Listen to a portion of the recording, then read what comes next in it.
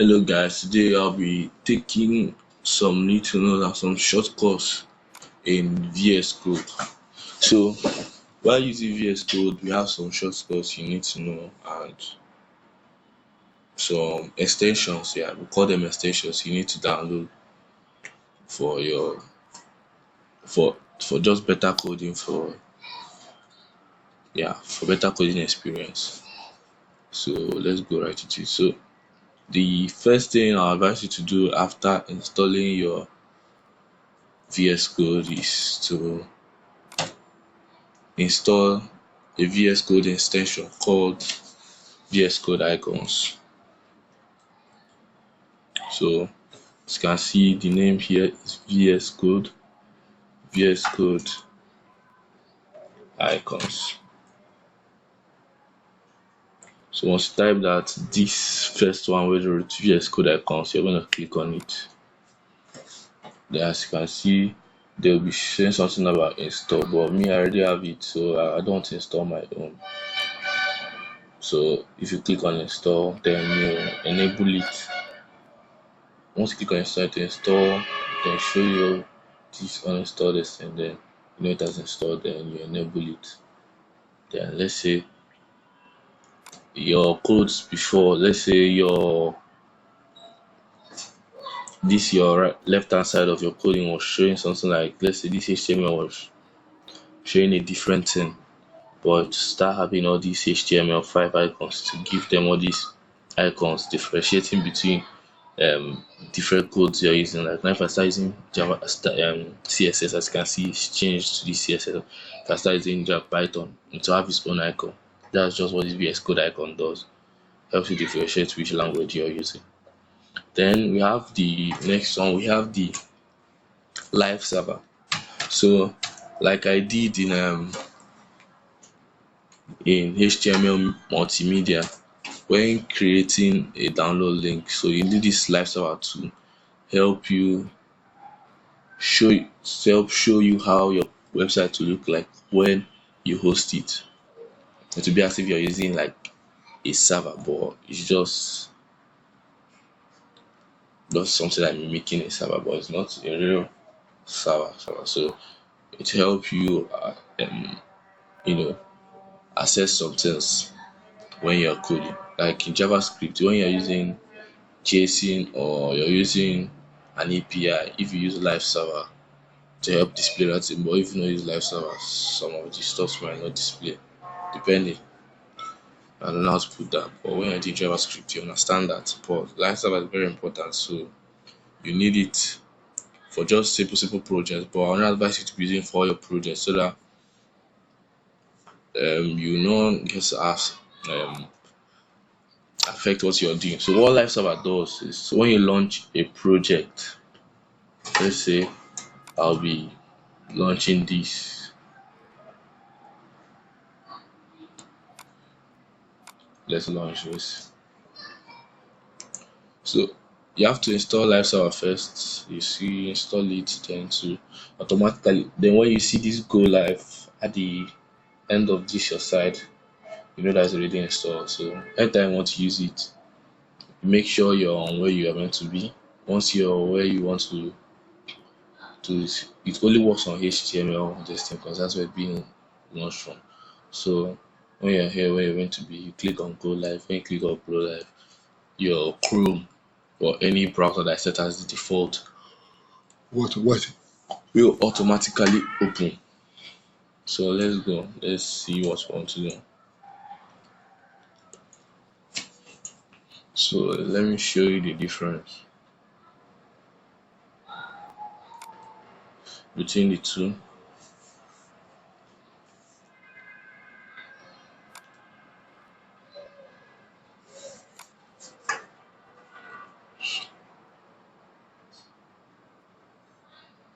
So I'll be pasting that link here.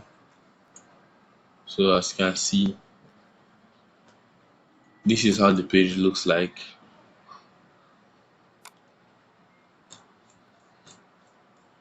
So these are the page looks like without live server. As you can see, it's showing the basic URL. It's not showing any server URL there. So once I make changes here, let's say I'll change this Christmas to Easter.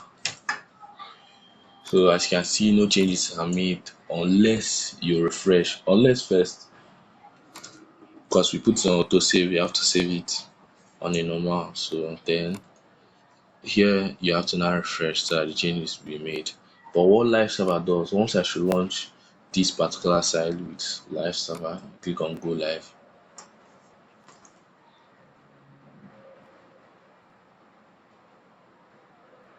So as you can see, this is live server.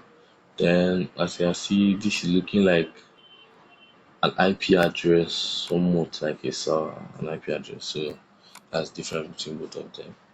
Then if I should make any changes, so as you can see here is Easter. I'm going to change it back to Christmas. So once I make any change, let's say I'll change it to birthday.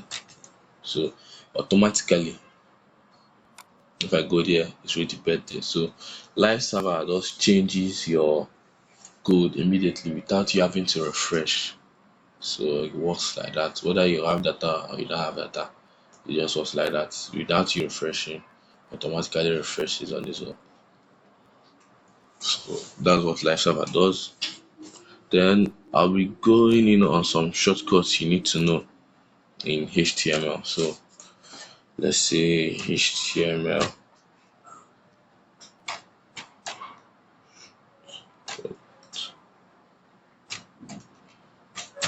So instead of writing, the first shortcut is the your layout to create your HTML layout. So instead of starting your code with doc type, then you get to write the whole HTML, then you put your language attributes,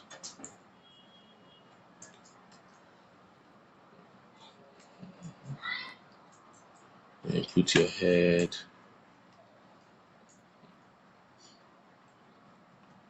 then your head put your title, then you put your metadata,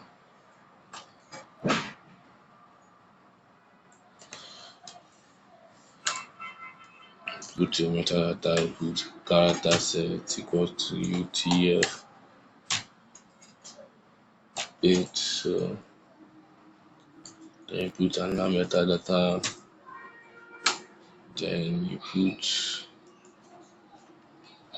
all those things. So instead of just doing that and wasting time, you can just they have a shortcut for that.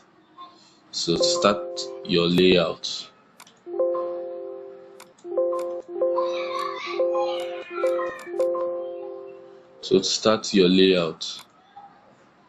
what you just do, you hold your shift button, then you put the exclamation mark.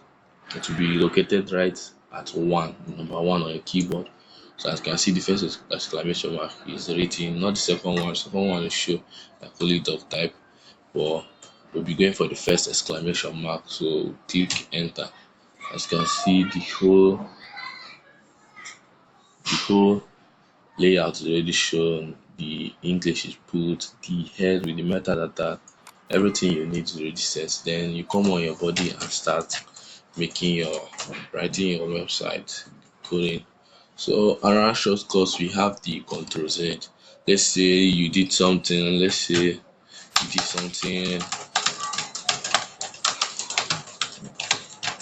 and you want to just go back and just clean all those things without having to just delete some sort of that. You can use Ctrl Z and this Ctrl Z. Then if you want to redo those things again, saying that maybe you made mistake, you use Ctrl Y. Ctrl Y will redo it. Ctrl Z to undo it. Ctrl Y will redo it. So that's that. Ctrl plus Y, Ctrl plus Z. You hold Ctrl and you hold Z to undo. Then hold Ctrl Y to redo. So let's say you want to copy something on a long line. I don't be using your mouse to, you know, go through it like this. Sometimes it can be very stressful, sometimes it cannot be. So you hold your shift button. Okay, let me write in this that so you can see.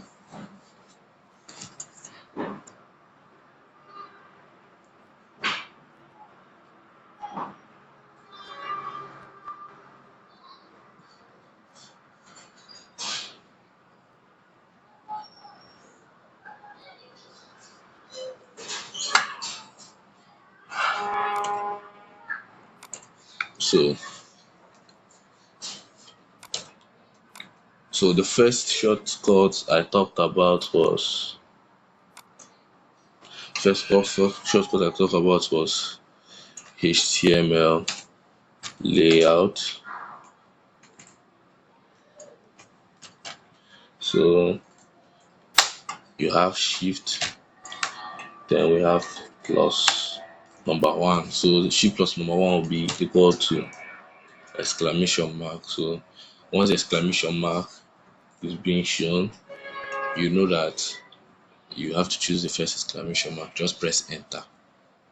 Then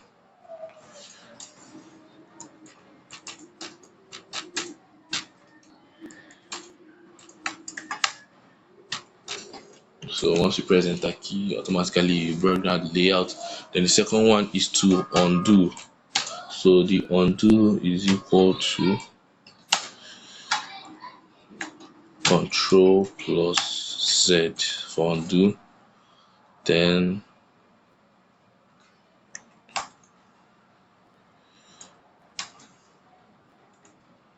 Control plus Y is to redo. Then to copy. So to copy, we have Control plus C. Then to cut out. So let's show you copy. Copy is just, let's say you highlight this, you press Control plus C, Control and C key, then you press Control V and paste. As you can see, exactly what I copied out, what I pasted. So I'll be using Control Z to undo what I did. So as you can see, it's back to where it's supposed to be. Then to cut is equal to Control plus X. Control plus X. So what cut is just to remove that, and just like copy, but you're going to entirely remove, you're going to delete it out. So if I press Control plus X, then it's already out. So if I press Control V, it's already in. So to store it like how you store it, then to paste anything you copied, you have to paste it somewhere. To paste, you have to use Control plus P. What this plus mean is not your normal plus on your keyboard. It means control. You hold your control key, then you hold your Z key. That's what this plus is. Combining both of them together. Holding this plus this means you hold them together. So that's what this plus basically means. It does not mean that you'll be holding plus two. So teaching you basic thing you need to know. So we have the normal arrow keys, your up and down arrow keys that are on your keyboard that you can use to navigate. So if you hold your shift key and press the end key on your keyboard, you highlight from that particular point where the cursor is. As you can see, the blinking distance is. Then you press shift and it will go straight down to the right. But if you should press shift home to go straight down to the left, so it will highlight straight down to the left. Then you can copy or do anything you want to do, or delete anything you want to delete. Then if you should hold shift, then press the up key, it highlights and goes up. As you can see, I'm pressing shift and up key, it highlights and goes up. But if you should press shift and down key, it highlights and be going down. It highlights, be going down till it highlights. Then if you should hold shift and the right arrow key on your keyboard, it highlights and be going to the right. If you hold shift and your left arrow key, highlights and be going to the left, like that. So That's that for highlighting. Then we have the alternate, we have the control plus A, the total highlight. To highlight everything on your screen, you use control plus A. To highlight everything on your screen, you use control plus A. So what I mean by control plus A, let's get on to it. So if I should hold control and hold A key, as you can see, everything is being highlighted. Nothing more, nothing less. So you can do your changes there if you control and highlight everything. Then the next is multiple selection. So let's say I have multiple p tags. So multiple, if I have multiple p tags, multiple paragraph tags, and I want to change all these paragraph tags to another tag, let's say I want to change this to an aside. So instead of me doing it like this, I'll come here after doing it, I'll come to this next one and do the aside. And it can be a little bit more like stressful. So what I'll actually do is I'll hold alternate. So we have the alt key, ALT, look for where there is ALT on your keyboard. So you hold the alt key. Make sure no side is being blinking like this. So you have to start from the first place you want to start and click on it. Then you go to the next place you want to start from. Then you hold your alternate key, the alt key. Then you go to the next place that looks exactly like what you want to change. Then click on it. As you can see, both sides they are blinking, So if you should remove your hand on the alt key and click on another place, both of them automatically go. So you hold the alt key, click on it, hold your alt key to click on any place that is blinking, and you can remove it automatically. So if I use alt key and click on this side, does not go well because that's the reason that I'm doing. So if I should use alt key and click on here, as you can see, I'll now select multiple stuff. As you can see, I'm selecting multiple there. I can change all of them at the same time. So avoid problem, as you can see. Then if I should press escape, everything goes. As you can see, I've changed all of them just at the same time without having to stress myself.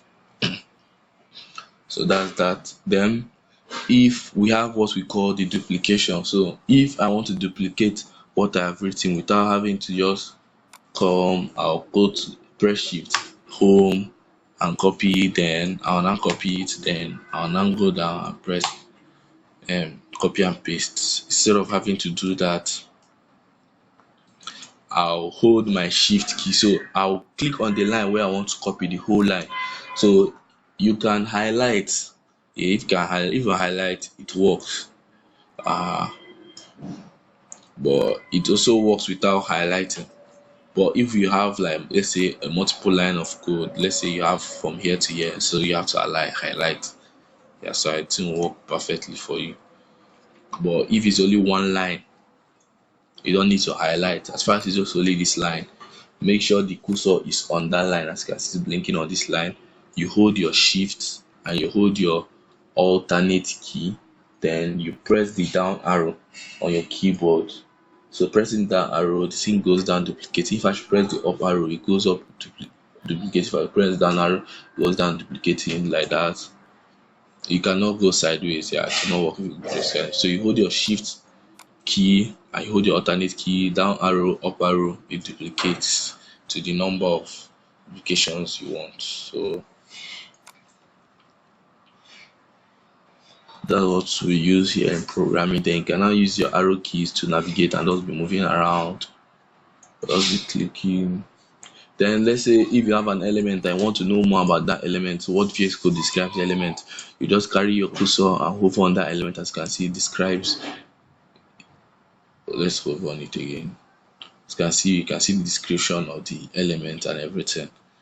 So if you want to get more information about the element, you click on MD reference. So this is where we have this MD reference, like where they talk about the particular element more. So it will also take you to Chrome and explain it more to you.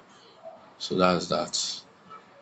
At least that's the shortcuts I have in mind that I think that will be useful for you in programming. So thank you and do well to practice.